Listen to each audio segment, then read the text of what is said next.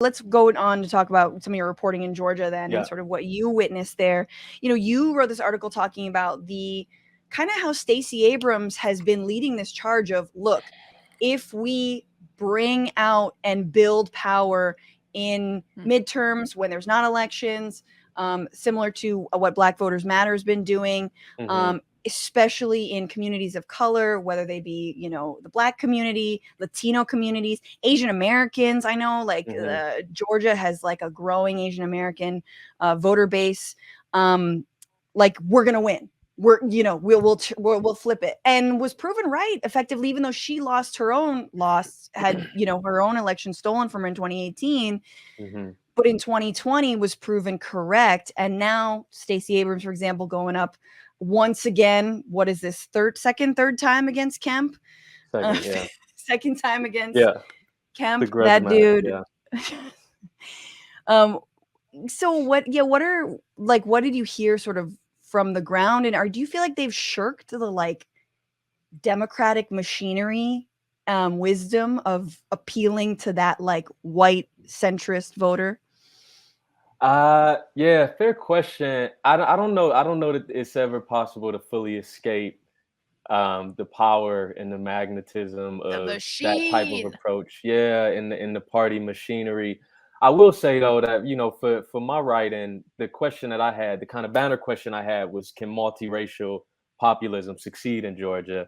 And there are two branches on that banner, if I can mix metaphors that way. But there, on the one hand, is Stacey Abrams' approach, which she pioneered, which was, starting 8 years ago, really in 2014, which was trying to bring attention to the fact that demographics in Georgia were evolving, and there should be a more supercharged effort to register young people and people of color, with a genuinely more progressive vision behind that registration drive.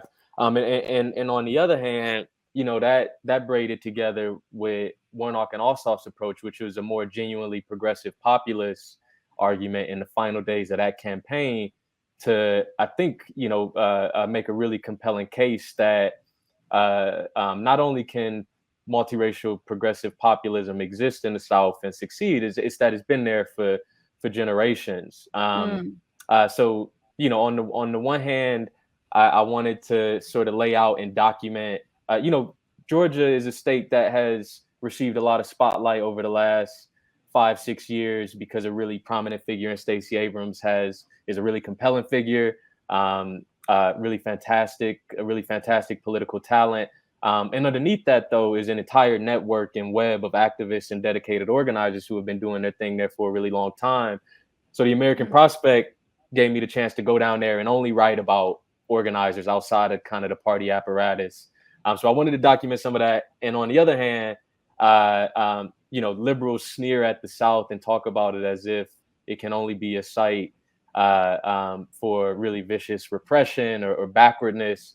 But progressives have been in the South forever, and a lot of them have been Black since the days after the Civil War. Black Southerners have been making the case for more egalitarian policy making. And so I also wanted to document some of that, the kind of rich history of progressive populism in the South that owes a lot to the Black working class there. I love the idea of multiracial populism. Yes. And because it flies in the face of, I think, what honestly, even neoliberals, even centrists float this bullshit, which is basically like, if we tamp down on the people of color identity politics stuff, or if we just don't talk about feminism, we can get these white voters out, and populism, and let's reach across the aisle and work with racists. And I think you see that in some echelon, some parts of the left. And you also see that in some parts of, I'm going to say it again, Nancy Pelosi, after Clinton lost, was also echoing, it's because she talked about being a woman. It's like, no, it's because she was a bad candidate. Please stop with all that. So I love that, because it is a vision. Do you think it can work? We just had I guess no. I mean, we had Roy Wood Jr. on, who was like, I don't know, I don't see a lot of like energy, coming out to vote in the midterms. And you also see it's an uphill battle for someone like Warnock, and given the wins under Biden have been at least not crystal clear, right? Especially when it comes to voting rights, especially when it comes to any kind of like police or prison reform. It definitely some wins, obviously, in the climate bill, in the American Rescue Plan. But yeah, how is that translating to maybe some of the things you saw and energy?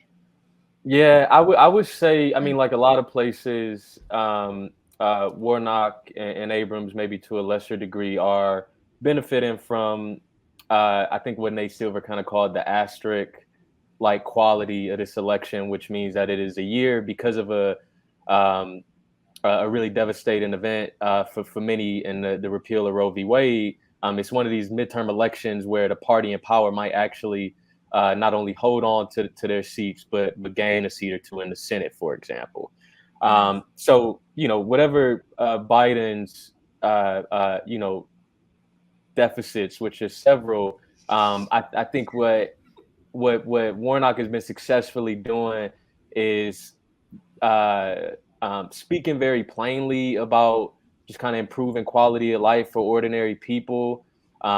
He's been a champion of capping the cost of insulin and prescription drugs, and going after predatory fees, with banks and credit cards and stuff like that. Oh, that's so bread and butter. Yeah, and I think that's been really to his advantage, and also like just keeping a low enough profile. Like he doesn't have the same liabilities that, for instance, Clinton had in 2016 when she lost to what was the most infinitely defeatable candidate in presidential political history, right? He does not have decades of political baggage, of the right-wing machine kind of throwing dirt on his name. He doesn't have that. He also doesn't have like the kind of more alienating qualities that turned a lot of like Black and working class people off from Clinton. So with a candidate like Herschel Walker, who is compelling in a lot of ways, but also very beatable in Georgia, I think Warnock has said, yo, let me sort of lay back in the cut. I'm going to talk my bread and butter. I'm not going to speak much about like the Biden administration or anything, or tie myself too closely. And not coast through, but have a pretty good shot at holding on to that seat. Do you think, I know there's an upcoming debate, I think it's October 14th, something like this. Again, just because we had Roy on, and he, he's a comic, but he was like, I don't know, I think Warnock's got to like, instead of take the high road, just take the low road and start taking pot shots. Yes. Do you yeah, what are your thoughts on that? Or do you feel like, I mean, Warnock defeated Loeffler, correct? And just the most, just like a corrupt Barbie doll of a fucking corporate shill, like just so lifeless and corrupt. I mean, her fucking husband owned the New York Stock Exchange. Like, it's so obvious. There could not be more night and day between the two of those candidates. So rightfully, and with a lot of organizing, but he defeated her. But Warnock is a little bit different. Do you think his message is he reaching anybody other than like kind of the rich people propping him up? Yes. I also want to know, is Twitter doing a good job of catching it? Right. Is Twitter owning him? Yeah, I think Walker is a tougher character to pin down. He is one, I should say that I watched the segment with Roy Wood, and I think what Warnock is really well liked already. People, I mean, a part of what the program has been over there is that, like, listen, for a Black Democrat in the South, he's doing pretty well on favorability, and is generally like, his ads have all been very wholesome stuff, like, walking Warnock. around with the dog. Yeah, Warnock. Oh my God, him and the dog. Oh, I love that. Yeah. Just really delightful content, and so I think he doesn't have to, he doesn't have to overcompensate for any huge glaring issues in his public profile. A lot of the stuff from Loeffler about him being a radical socialist really didn't stick. And I think they're kind of running some of that same playbook right now. But I think so. I think actually he can stay pretty low key. He should be funny and And still likable. win it. Yeah, he should be funny and likable. I think and he should talk his shit, and where he can, like, he should crack jokes, but without there's always a real risk um for Democrats to come off as condescending or belittling people for their kind of homespun values, which Herschel Walker obviously has a lot of. But so I Right. actually think, You can't mention CTE. You can't mention the yeah, fact that he is often sounds like he doesn't know what he's talking about. You can't, he's straight yeah, up, like he said, he's like, I'm not as smart, and you're like, yeah, you cannot go basically you can't treat you can't treat Republicans the way Republicans treat Democrats. It's never allowed. Right. Obviously. There it is. That is always a no-no. But yeah, but Herschel will probably try to appeal on the heart. He cares. mm-hmm. And I think, Warnock being a reverend, like, yeah, I don't know if you can beat that, the heart of a reverend. I mean, it's going to be just interesting. Yeah, he has a quality that is he has a kind of soaring quality with public speaking, that comes from years at being at Ebenezer Baptist Church, which was a pulpit that was previously held by Dr. King. I mean, he knows the lineage that he's a part of, and he is definitely capable of kind of taking off. But yeah, I think the big priority for him is staying grounded and just speaking very plainly where he can and very directly, and not. I will say that I think that what everybody could do more of. Nate Silver's point about the asterisk election was that there are these moments in history, immediately after the Great Depression, and then during the Bay of Pigs, in 1998, Clinton's impeachment, and then after the 9/11 attacks, where the country kind of rallies around the party in power. Yeah. And so that is kind of what's happening with Roe, with how voter registration has been soaring, and the examples that we've seen in a couple of early races, including the one in Kansas, the referendum on abortion rights there. Right. This is our terrorist attack. It's an inside job from Republicans. Exactly. Right. This is that post 9/11, post Roe moment. Yeah, big time. And I would say that, so some of what the prognosticators imply right now is that we should be impressed that Democrats are about to hold on to power, which is maybe true. I think it also misses the point that that there is an alternative, though, to a status quo where the best we have to offer is that Democrats aren't as shitty as their Republican opponents. What you could say is that what everybody could do a better job of, in my opinion, about these midterms is say, look, the status quo is disastrous, has been absolutely devastating. There is the fact that democracy is under threat in the very shiny way. The literal ballot box is under threat. There's also all the other ways that democracy and your ability to shape your life is under threat. The increasingly illegitimate Supreme Court, the deeply undemocratic United States Senate, along with how corporate power has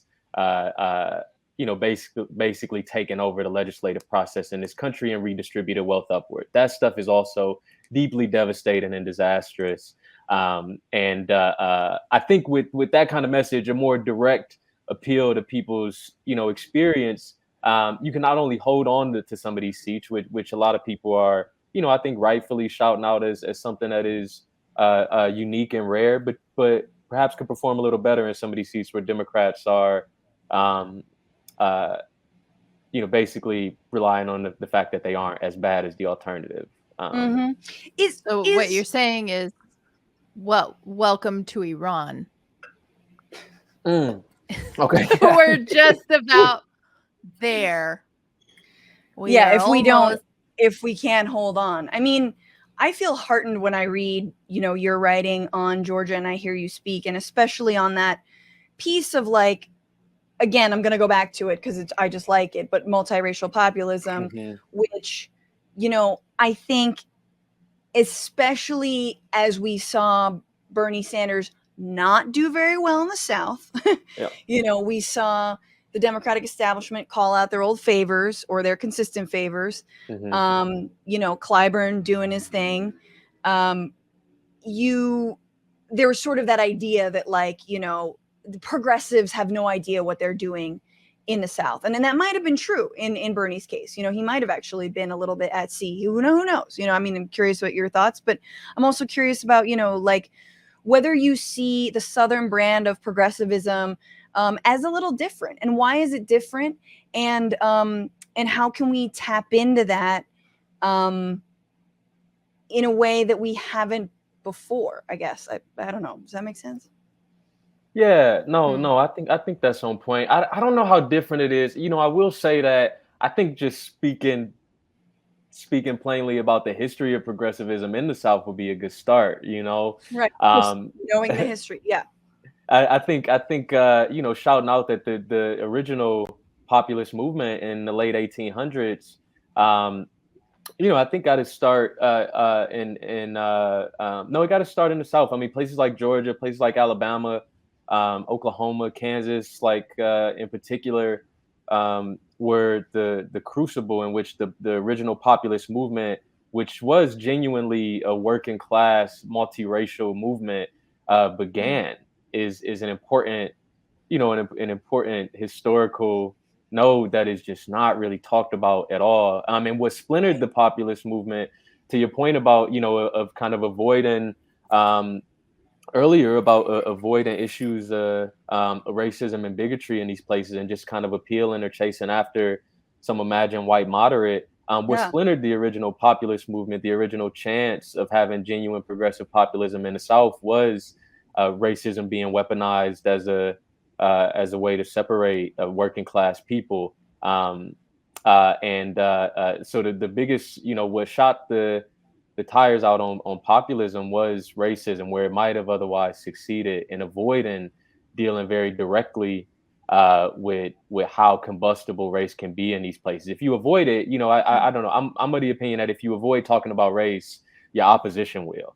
And the Mm, story that they will give people about race and racism is one where, you know, poor Black folks or immigrant folks or people of color or poor people are the reason why we can't have nice things.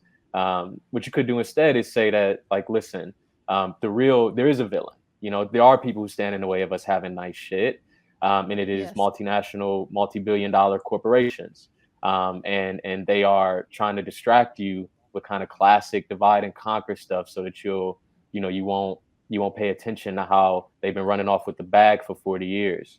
right. And I think people are looking for explanations. You know, I mean, the Rand Corporation a couple years ago put out that report that said, you know, over the last 40 years, the bottom 90% of this country has forked over, I think, about $50 trillion to the top 1% in this country through the, you know, the tax system, and how the tax Mhm. system has grown less and less progressive and more regressive and in favor of the wealthy. Yeah. So if a $50 trillion looting, you know what I mean? I think people are right to be pissed off, and you can point to who the real villains are and build a real progressive populist movement based on that basic egalitarian principle. Right. Yeah. I think that's really well said. And I think that, you know, just two stories that come to mind, you know, even just this week, you got Brett Favre, like, you know, bankrupting, you know, fucking stealing welfare funds in Mississippi Yeah. while, Wow. you know, right, to fund his fucking daughter's volleyball court. Sick. Meanwhile, Jackson still doesn't have clean drinking water.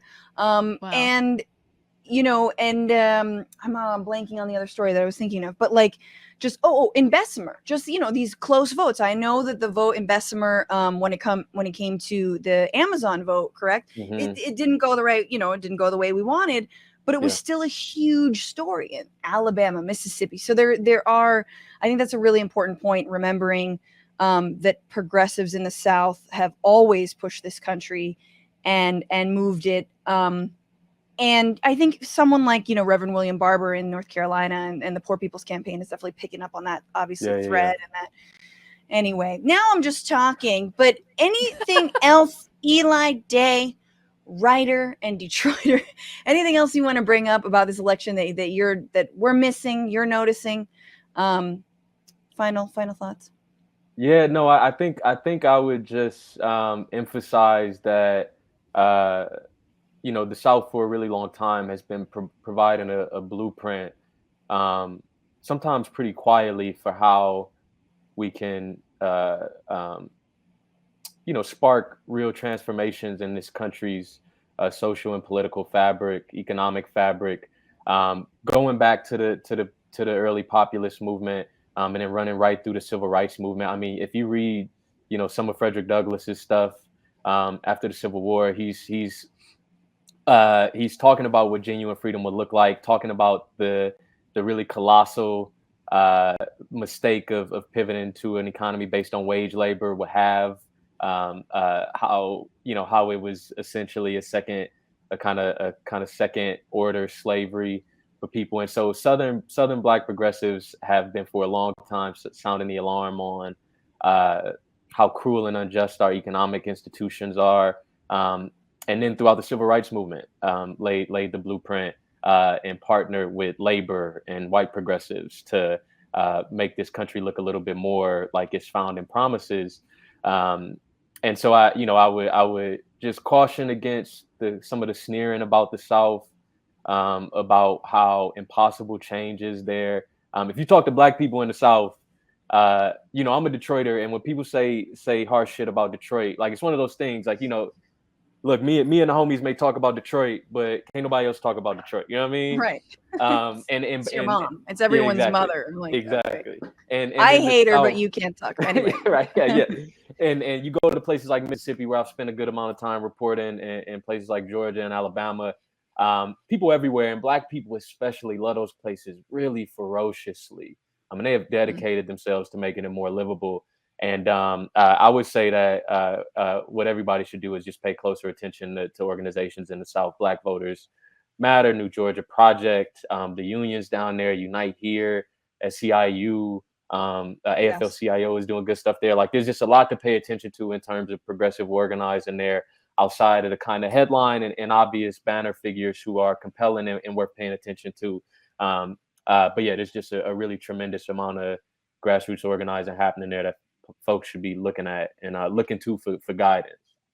What's going on, Frantifa? If you haven't already, subscribe to this channel right now. Hit that button. And also, you can become a patron and support the show every single week. Get access to bonus episodes and exclusive merchandise. Patreon.com/bitchuation room. Do it.